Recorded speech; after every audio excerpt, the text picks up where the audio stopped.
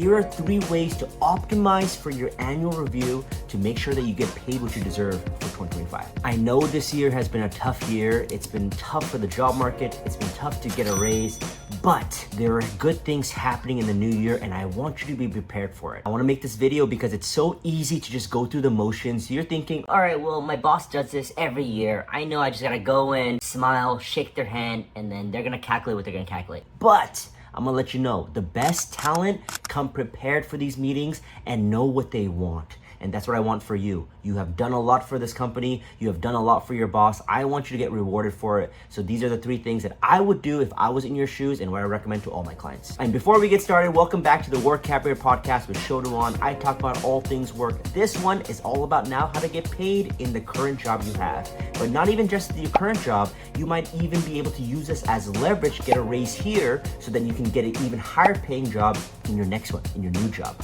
All of these strategies are possible when you negotiate. So let's get into it. First, before deep diving into the strategies, I want you to know what 99% of people do. They go through the motion thinking that this is already done for them. They wait for their manager to book their time. They wait for their manager to bring up what they've done. They wait for their manager to have that discussion, and then they just sit and wait, right? It's very reactive. For all of this, all the 3 steps require you to be proactive and you to take control. That's what top talent do, and that's what I want you to start embodying as well. So the first thing I want you to do is don't leave it up to chance and actually book time with your manager to have a one-to-one. Because most managers in a corporate setting, they're told by HR and their boss to do it, but that doesn't mean that all bosses will do it. So I want you to take the initiative and actually sit down with your manager and discuss how your year went. So you're not just coming out of the blue and knocking on the door and say, hey, free to chat. It's not like you're picking up your phone call and say, hey, let's talk about a year in review. You're making it a point. So this is where you're proactive. So you'll send an email with this script asking for a specific date, time, and location on where to meet.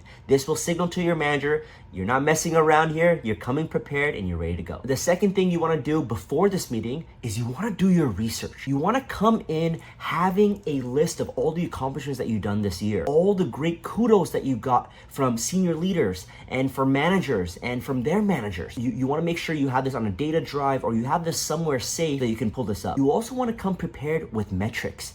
Come prepared with projects that you've done, that you've led. That where were they a year ago and where are they now? It's kind of like you working on your resume without you doing this on your resume, and bonus points. All the things that you create in this brag sheet, you can actually include in your resume for later as well. So be proactive here. Make sure that you know how to sell yourself, because even if your manager doesn't ask, you want to have this presentation ready to go and bring up key data, right? So if your manager does ask, oh, well, yeah, you mentioned that you increased revenue. Can you let me know where? And then you pull this up. Yeah, in project ABC that we did in March of 2024, we did this. In September earlier this year, this is what it was a year ago. And now after we let it, this is the numbers now. You want to come prepared with all these facts. And another part of this research, especially if you are going to ask for a raise, is knowing what your counterpart is getting paid. Not necessarily at your company, but at a competitor. So let's just say you're a senior marketing analyst. What is a senior marketing analyst getting paid at a competitor in the same city? What's another very similar role or similar years of experience getting paid in the same industry? All of this should be information that you prepare in this brag sheet. So when you do make your ask, you have research points. All the things that you've done and other things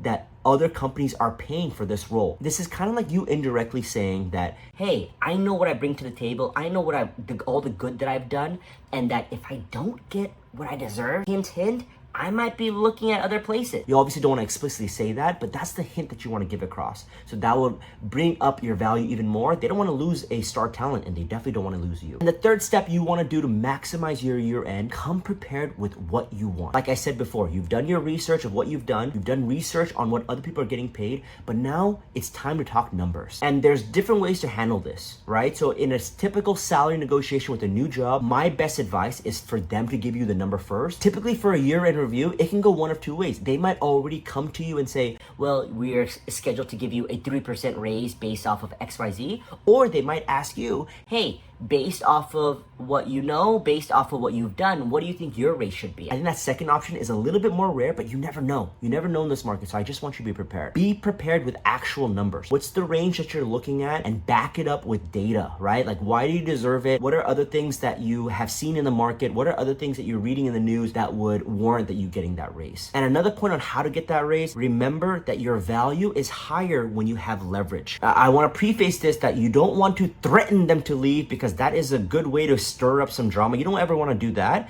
but it's just a way for your manager to know that you are a hot commodity and that other people want you. You can even talk numbers here. You can even say, because we're on the topic of conversation, I did want to bring up that I got a DM from a recruiter a few weeks back, and they're stating that for my years of experience with the skills that I bring, that they're looking at a range of 140,000 for 160,000. I know that's quite far off from where we're at in this current role, but wanted to bring that to your attention. Is there any way that we can get close there? Right? So that's just one way to do it, where you're bringing up numbers from another competitor that could help bolster your case for getting paid more at this current company. So that's it for me this week. I hope you learned some new things to help you get that raise you deserve and nail your year-end review. If you have any questions, if you have any comments, if you have any topics that you want me to cover next, email us at podcast@workcap.com, and I'll see you next week.